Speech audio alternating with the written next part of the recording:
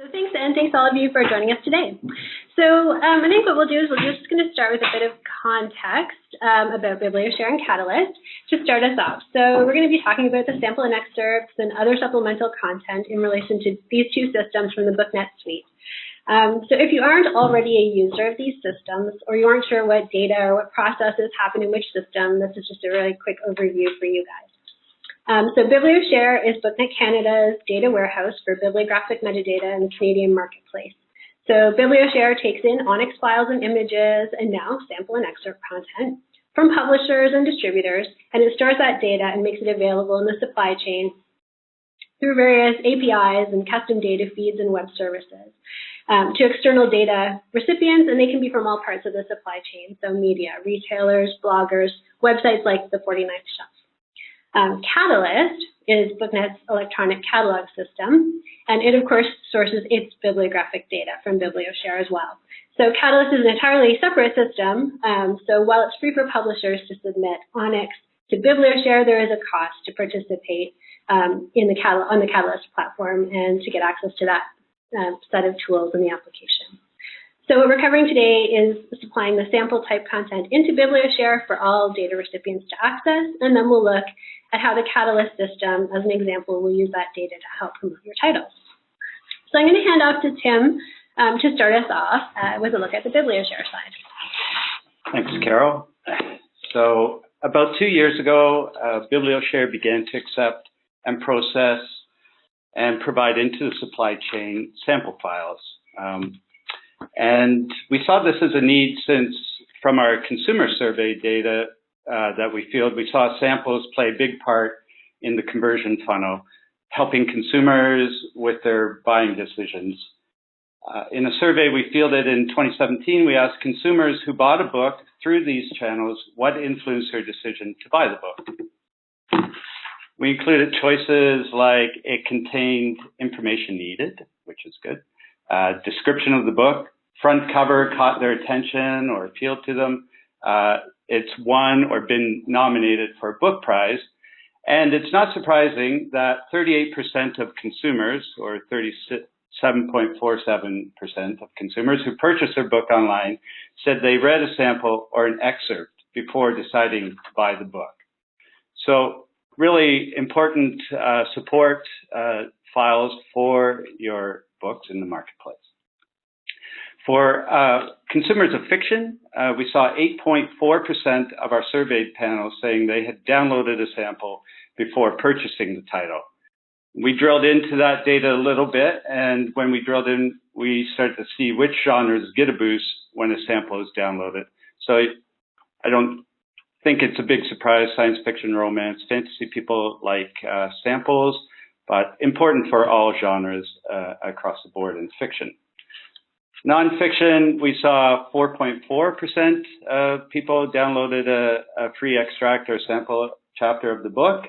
They're a little less likely to need a sample to influence their purchase, but there are still categories where it's really important to have these samples. And one category that sees a big bump in conversion, if you publish books on mathematics, know this, that your audience loves their samples. So when we get a lot of questions about what makes an effective sample. So what is an effective sample? This is a quote from Rob Eager of Wildfile Marketing, one of the better explanations of what makes a good sample that I've seen. So in the digital space, samples and excerpts should be thought of as key information that can influence a decision. Without samples, the lack of information creates a guessing game for the reader. They feel uncertain if the book will be satisfying, so they remain on the fence. Allow consumers to experience enough of the book's best attributes to help close the sale. So that's up to you. It's subjective what you think would be a good sample or excerpt, but certainly taking this information into consideration is good guidance. And I'm going to give it back over to Carol now. So in terms of what we're seeing on the CataList side, CataList users are definitely looking for more preview and supplemental content. CataList user base, it includes national and independent book retailers, wholesalers, librarians, non-traditional retailers who are selling just some book product, sales agents who are representing a series of lines, different publishing lines across the industry, and then and media reviewers as well. So I've pulled here 2 quotes that are from our most recent customer satisfaction survey. It's just a sample of some of the constant requests we're receiving for more preview content on the CataList records. Librarians in particular come to CataList to vote for their top picks for the Lone Stars list. So the Lone Stars program, if you're not familiar with it, produces a monthly list of the top 10 librarian-recommended adult titles for Canadian libraries and a bi-monthly list for juvenile and YA titles. So this activity really demands that advanced content is available to librarians early enough in the publishing life cycle that they can make an educated decision about new books. So CataList does link to NetGalley. We also offer an advanced reading copy request form. It's available there to the right of the vote button under the README list. But not every title can have an advanced reading copy or an electronic galley. It's time-consuming and expensive for publishers to produce those. So we're kind of hoping that the samples here and excerpts are going to fill in some of this void. So preview content can allow the librarians and other readers, buyers, and trade buyers. We're really looking at the trade focus on the CataList side here as opposed to consumer focus. But we want to give them a good sense of the title right in CataList where they can vote for the recommended titles, place orders, or take other actions on those titles as they need to. In terms of timing, when do buyers and readers need those samples available? And from the CataList perspective, it's a little different from consumers who are looking for things after pub date or around the time of pub date. For the trade side, national accounts are buying 6 months in advance of publication date, or in that range. The independents a little less so, a little less far in advance, but still well in advance of publication date. Lone Stars librarians, they're voting on titles more than 2 months ahead of the publication date. So, for example, we're June 4th right now, so July title voting has just ended, and they're voting on August releases and further ahead at the moment. So, and the other thing to keep in mind is that promotion planning that the independents or the national retailers do takes time to put into place. So, things like displays and newsletters are all planned well in advance of publication date. If you have content like reading group guides, for example, that can help inform buyers and merchandisers about that you have book club promotable titles available, that type of thing. So how do you get these titles into BiblioShare? I'll hand it back to Tim. So this lonely-looking image is a picture of what the FTP directory for BiblioShare looks like. So first of all, you need to have a BiblioShare account. I think most of the people on the call do have a BiblioShare account. And then within your root directory, or in this case 00pubtest00, we have nested directories for image, Onyx, position file, and samples. So you just simply put your either EPUB or PDF in the sample directory. And then we have naming protocols for the different types of samples that you're loading. So the conventions for sample, you just include the 13-digit ISBN, _sample, and whether it's PDF or EPUB, you use that extension. You can use just the ISBN 13.pdf, dropping it in the sample directory, and we'll assume that that is then a sample. We'll name it a sample, and we'll provide it out as a sample. And the other ones follow the same naming convention: excerpt, TOC for table of contents, and guide for guide. We do iterate, so if you have different as you can see in that second sample example, we have iterated that or added a increment of 2 so that you can see we have 1 or 2 samples for that particular book. We've also just recently started to pull down samples and excerpts from external web addresses that are in your Onyx data. So this is basically the way that it works and the different text types that we're pulling down from the Onyx data. So this will be in the other element, text link type code equals 01, which means a URL, and then other text format codes 04, 08 for PDF, and 14 for EPUB. So this will give us an address that we can hit and pull down, and then we'll see what the text type code is in the Onyx data, 23 for excerpt, 24 for sample, another sample 33, and 41 for reader's guide. So if the text format is 04 and 08, then we append the PDF because not all of these URLs will have the PDF or the file extension added.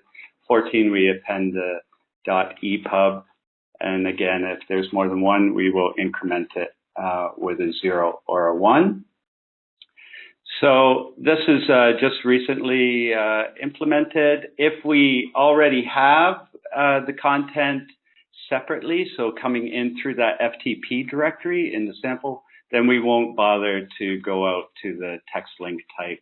But if we don't have any content and it is in your Onyx file, then we do go out, pull it down, and store that EPUB or PDF, just the way it's supposed to work. So this is using Onyx 2.1, I should mention that, and we're using code list 33 in this case.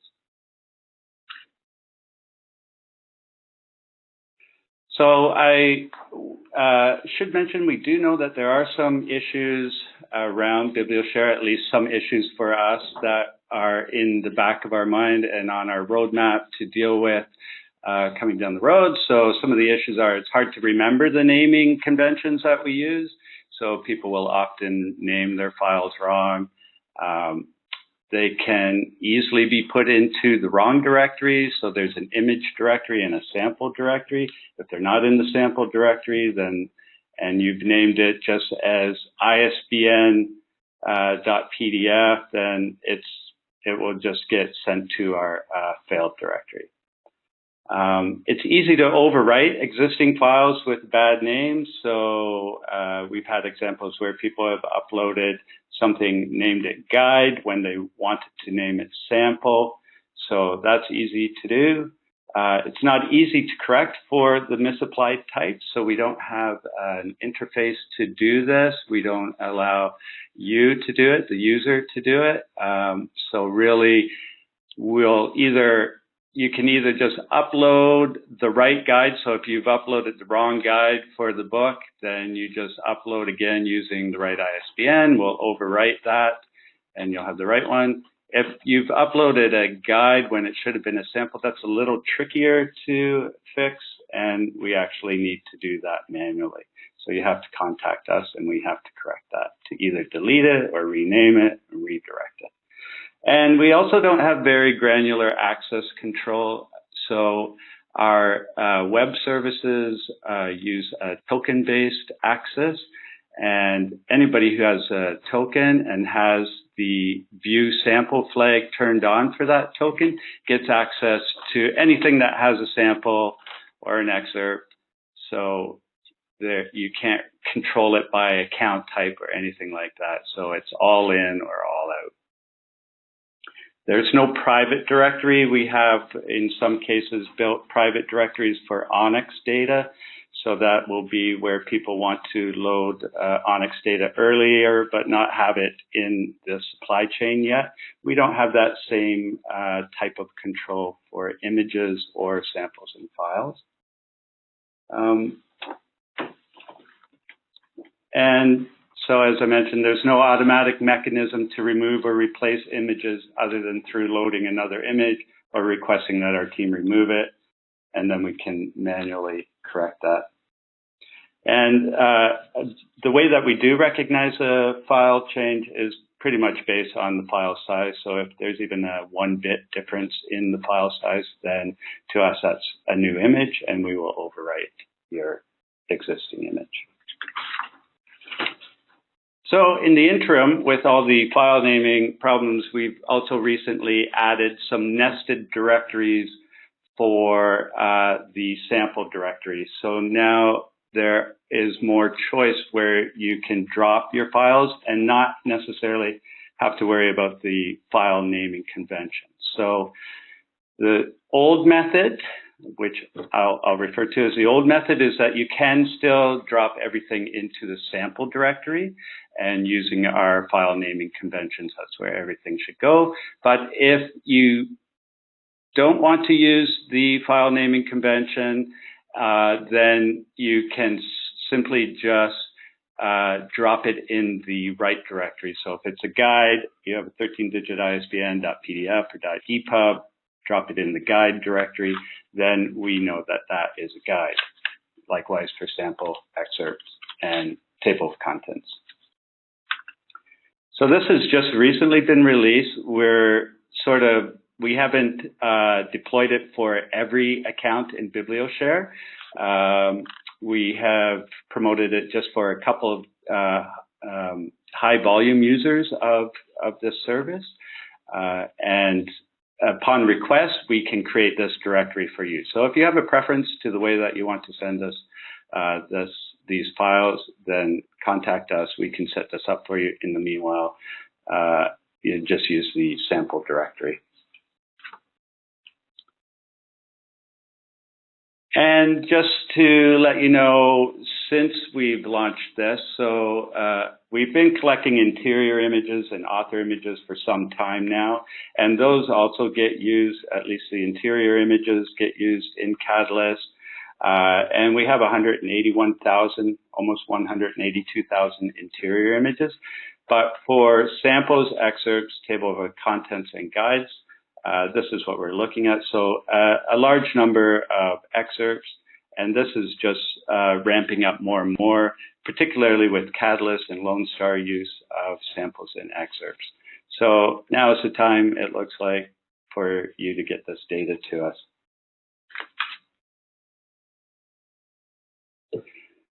And there's also the outbound side of the sample and excerpts data. So we do have web services that run off of BiblioShare. We have many web services. If you don't know what they all are, you can check our documentation on our website. But if this is what it would look like to make a request to get a sample of excerpts. So the first, that is just the generic structure of the HTTP request. That all runs together.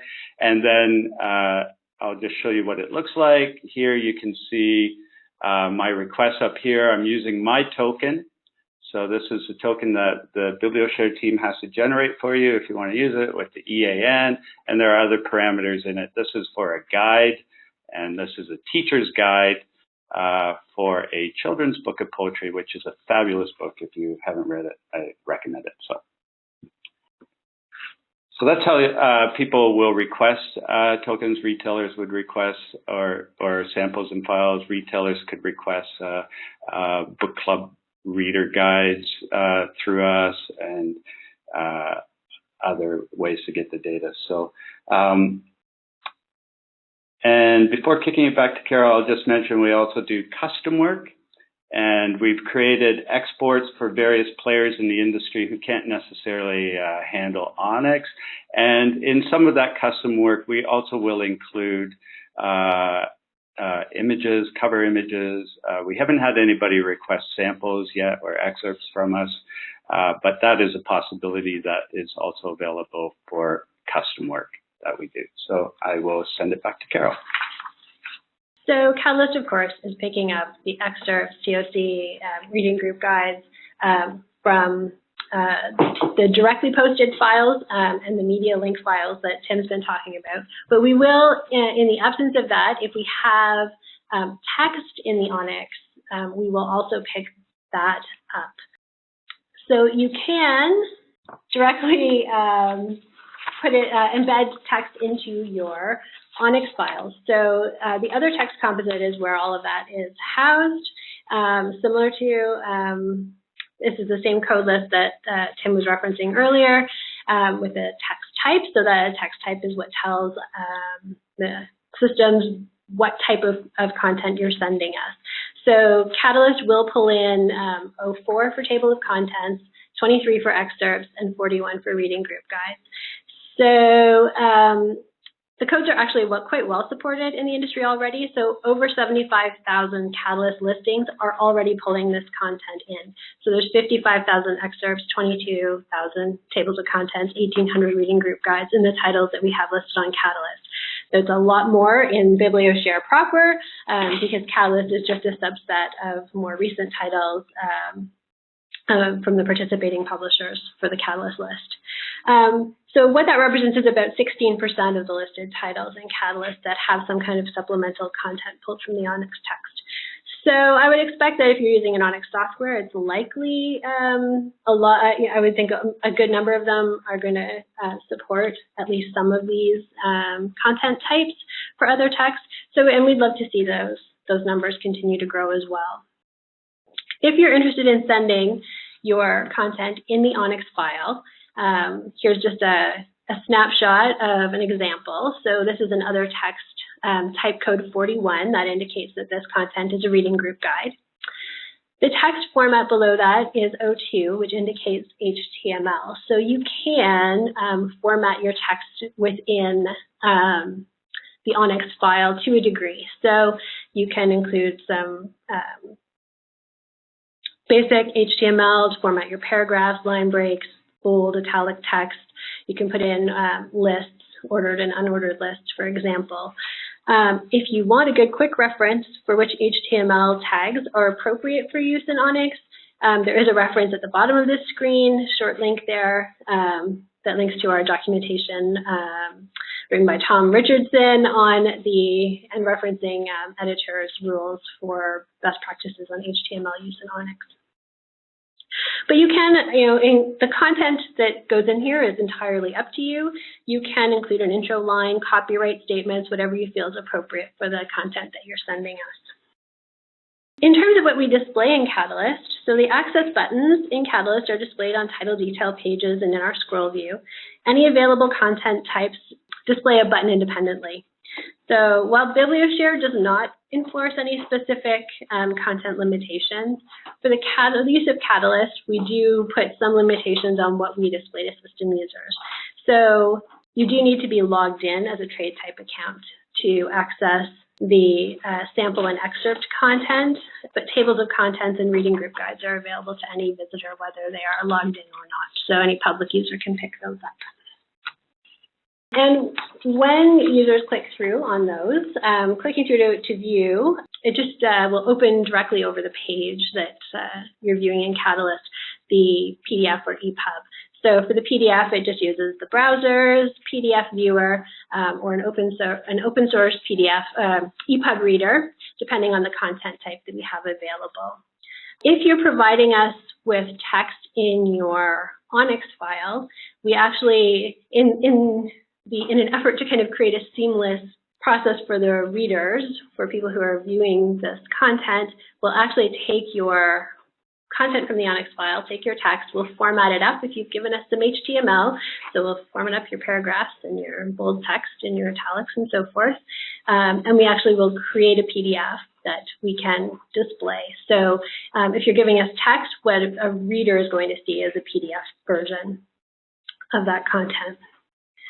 And that's just in the interest of making everything look seamless on the reader side. So for more information on both of these products and how to provide and access samples, the product help documentation pages are a great source for recapping all of these details, everything that we've covered today. So you can access those. There's some short links here if you want to access those. Feel free to contact us at the BiblioShare and CataList groups, depending where your question is mainly focused. We're happy to forward on. If you're not sure, just pick one, and we'll make sure that the question gets to the right person.